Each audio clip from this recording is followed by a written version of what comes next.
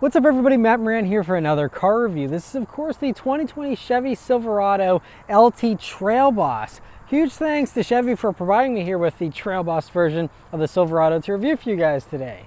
So about the Silverado, this is its second model year here. I did do a high country review last year, but that one I didn't have for quite as long and it was a little bit more rushed.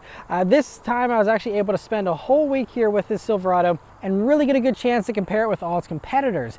But as far as the looks here on the Trail Boss version, well, this one is also combined with the Midnight Edition, which further blacks things out. The Trail Boss kind of blacks things out a little bit, but then the Midnight Edition here gives you the LED headlamps that are darkened there. You have the blacked out grille, and the Trail Boss, you get the little pop of color there with those red tow hooks, and otherwise, you know, just a very aggressive look up front there. And this one, especially being all black for the exterior as well, really gives it a menacing look. And so I think that especially with this trim package, I think the Silverado front end looks a little more appealing than it did in some of the other trim packages where it's a little bolder and the headlights kind of stand out a little bit more. This is a little more subtle and I think plays the strengths of the styling of the Silverado here, but I still don't think it's the best looking front end out of all the trucks out there for sure.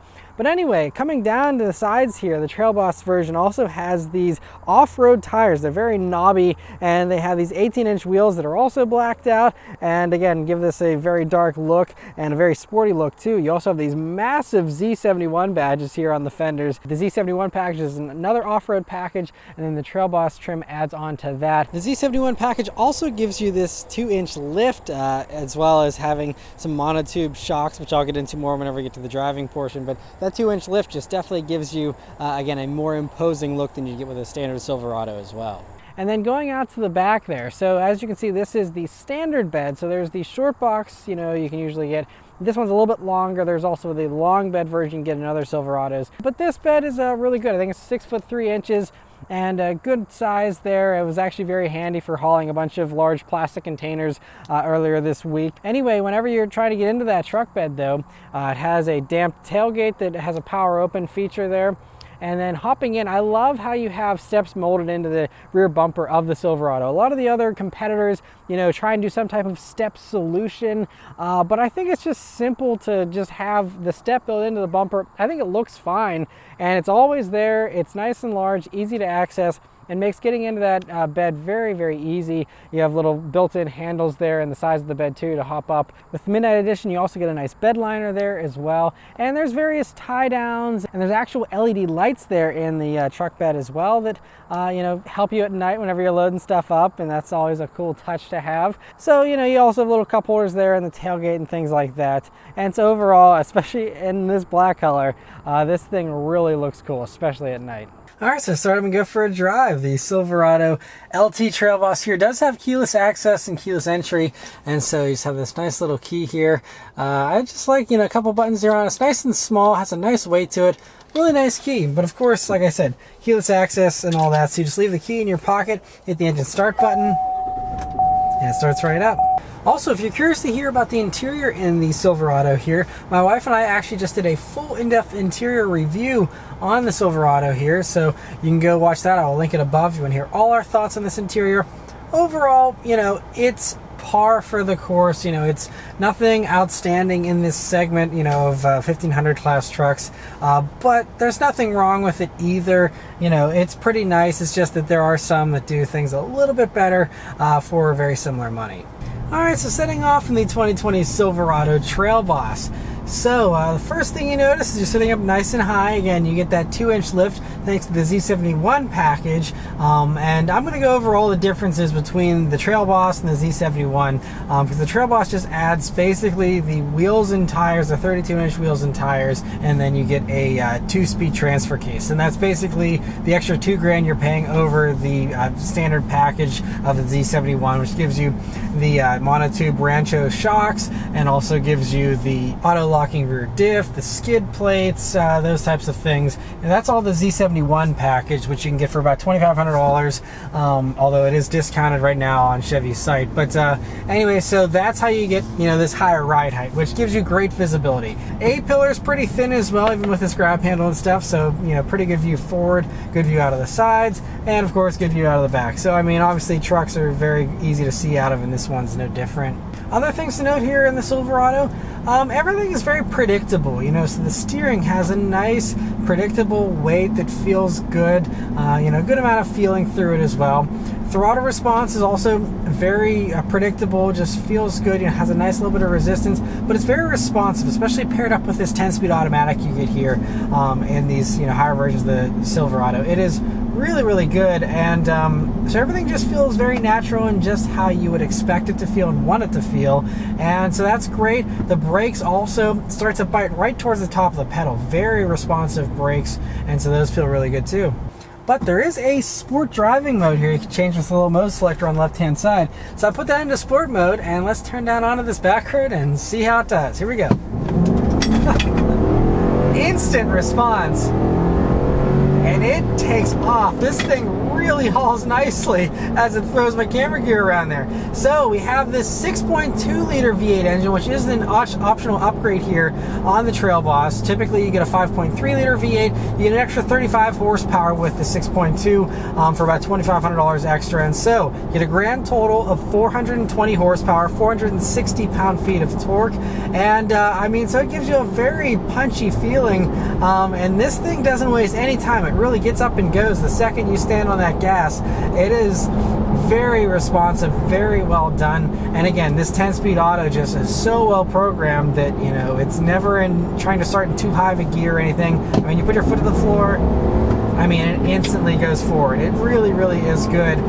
And so I haven't driven the 5.3 liter to really compare directly in a while, but it just comes down to whether or not you're willing to pay the extra $2,500 for the extra grunt. I'm sure the 5.3 liter still is going to be totally sufficient, but if you like having a little bit of extra power, it's always nice to give you this optional upgrade. And now we're on a tiny bit of a rougher road here, and the road noise is actually really nice and insulated here in the Silverado, even with this Trail Boss version. The only thing that you hear is these tires, and that's just because they're off-road knobby tires, 32-inch tires. They're gonna make noise. There's no way to really defeat that. So that's the only thing you're hearing.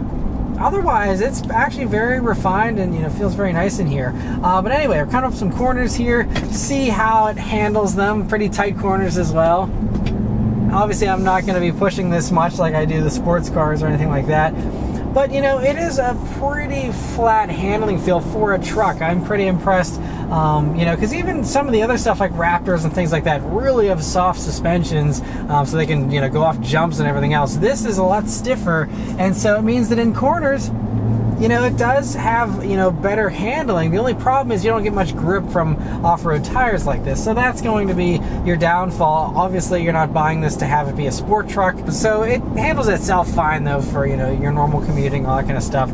I don't think you're going to be complaining one bit. The only thing I will say, though, is that, in regards to just daily driving this vehicle, it is a little bit on the stiffer side. Silverados already weren't the softest suspension setup in this segment, and so now it's just with the dampers and the extra lift and tires and everything else, it's definitely a little bit firmer. So from a comfort standpoint, it's not as good. So that's just going to come down to how badly you want that off-road capability and all that stuff with those dampers and everything else. But if you do want it, I'm sure then you're willing to pay the price of a stiffer ride, and that probably doesn't bother you. But just keep in mind, it's not going to be quite as soft as suspension that even honestly though, the Colorado ZR2, I think had a smoother ride than this, and that even has better off-road capability than this does. So a little thing to notice there, it's just a little bit of a stiffer ride here in the Silverado. Not a deal breaker by any means. If you're a Chevy truck fan and you want the Trail Boss stuff, it's not going to beat you up. But, just a little bit on the firm side, again, compared to some of the competitors. Stuff like a Ram Rebel, which is pretty comparable to this, does have a much smoother ride. So that's just going to come down to, again, what your preferences are and stuff like that. But, just cruising down a back road here, a relaxed pace. It does drive very nicely. Like I said, I really like the way the steering feels and everything. Some other specs here for the Silverado are that it has a 2,050-pound payload, and then the towing, I believe, is for the regular 6.2 liter. I don't know if the Trail Boss might be a little bit different, but it's about 9,200 pounds. So obviously it always depends on, do you have the tow package like this one does, and how you have everything exactly configured. So there's a whole long spreadsheet of exactly what your capabilities will be, so you're going to want to look that up. But just as a ballpark there, you can do about 9,200 pounds of towing here in these, which is, pretty good. But again, recently, there's been all these wars with all the truck companies of, constantly one-upping each other with towing, especially with their new diesel versions and stuff. But for most people's uses, I'm sure this is going to be plenty capable in all those areas as well. Now, as far as off-road capability goes, now I'm not taking it on an off-road course. I'm not really an off-roader, so I can't weigh in on that stuff, which I know might mean that this Trail Boss trim is wasted on me, and I totally agree with you. It probably is. I'm sure that all works pretty well. The only thing is the Trail Boss is just going to be massive on trails, so it really comes down to what exactly you're going to be using this for. But since the Colorado ZR2 handles better on the road, is more capable off-road because it actually has some Multimatic shocks on it, and it's much more advanced with its off-road capabilities, and it's smaller, so you can actually go on more trails and stuff and fit and not have a huge vehicle like this, especially this one with a standard bed. If you had the short box, it'd be a little more maneuverable, but with this standard bed and stuff, it's really long and stuff. So I don't know how many people are actually going to use the Trail Boss off-road, especially one like this one as it's configured. But if you do, it is nice to have that extra, step of having the 2-speed transfer case and the bigger wheels and tires. That's basically what you're getting with that $2,000 extra.